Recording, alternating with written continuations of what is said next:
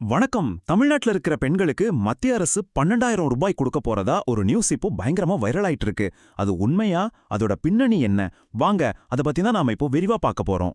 சரி, நாம எதை பத்தி எல்லாம் பார்க்க போறோம்னா, முதல்ல இந்த 12,000 ரூபாய் திட்டம்ங்கிறது உண்மையா? இதுக்கு பின்னாடி இருக்கிற அரசியல் போட்டி என்ன?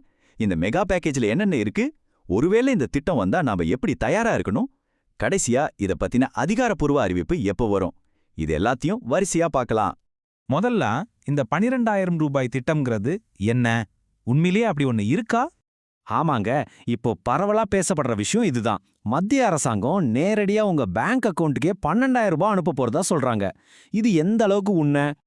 கரெக்டா சொல்லணும்னா 12,000 ரூபாய். குறிப்பா தமிழ்நாட்டுல இருக்கிற குடும்ப தலைவிகளை மனசுல வச்சுதான் இந்த திட்டத்தை முன்மொழிஞ்சிருக்காங்க. சரி, இந்த திட்டம் இப்போ திடீர்னு ஏன் வருது? இதுக்கு பின்னாடி ஒரு பெரிய அரசியல் கணக்கே இருக்கு. அதையும் நாம பார்க்கலாம் வாங்க.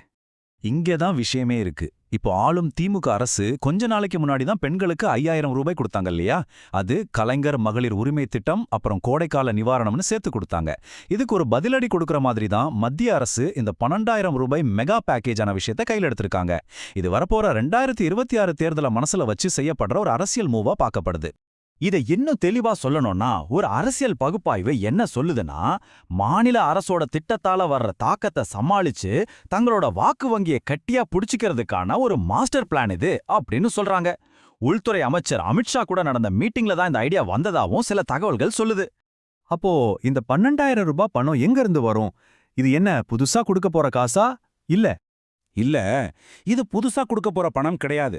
ஏற்கனவே மத்திய அரசு உங்களுக்கு கொடுத்துட்டு இருக்கிற பல மானியங்களை ஒன்னா சேர்த்து ஒரு பெரிய தொகையா கொடுக்கறதுக்கான ஒரு திட்டம் தான் இது. அதாவது எந்தெந்த திட்டங்கள் எல்லாம் இதுல சேர்க்க போறாங்கன்னு பாத்தீங்கன்னா, விவசாயிகளுக்கான PM கிசான் நிதி, அப்புறம் நாம கேஸ் சிலிண்டருக்கு வாங்குற மானியம், அது மட்டும் இல்லாம உரமானியம். இந்த 3 திட்டங்கள்ல உங்களுக்கு வரவேண்டிய பாக்கி தொகையை எல்லாம் சேர்த்து தான் இந்த 12,000 ரூபாய் கொடுக்க போறதா சொல்றாங்க.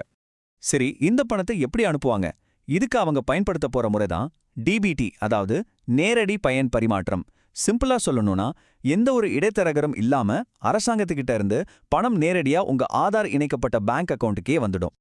ஓகே, இதெல்லாம் சரி. ஒருவேளை இந்த திட்டம் வந்துட்டா நாம என்ன பண்ணணும்? எப்படி தயாரா இருக்கணும்? ஏன்னா சின்னதா ஒரு டாக்குமெண்ட் மிஸ் ஆனா கூட பணம் வர்றதுல தாமதம் ஆகலாம். நீங்க முக்கியமா 3 விஷயத்தை செக் பண்ணிக்கணும். முதல்ல உங்க PM கிசான் ஸ்டேட்டஸ். 2வது உங்க கேஸ் மானியம் சரியா பேங்க் அக்கவுண்டோட லிங்க் ஆயிருக்கான்னு பார்க்கணும்.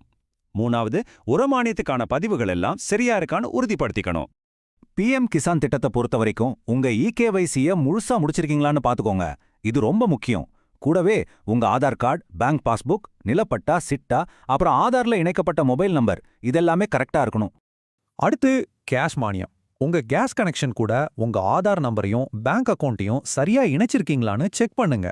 உங்க பேங்க் அக்கவுண்ட் NPCI மேப்பிங்ல ஆக்டிவா இருந்தா மட்டும்தான் மானிய பணம் நேரடியா அக்கவுண்ட்டுக்கு வரும். இதை மறக்காதீங்க. கடைசியா உரமானியம். நீங்க உரம் வாங்குற இடத்துல உங்க ஆதார், நில ஆவணங்கள், விவசாயி பதிவு விவரங்கள் எல்லாம் சரியா பதிவு செய்யப்பட்டிருக்கான்னு ஒரு தடவை உறுதிப்படுத்திக்கோங்க. சரி, இவ்ளோ தூரம் பேசிட்டோம். எல்லாத்தையும் விட முக்கியமான கேள்வி ஒன்னு இருக்கு. இந்த திட்டம் உண்மையிலே வருமா வராதா?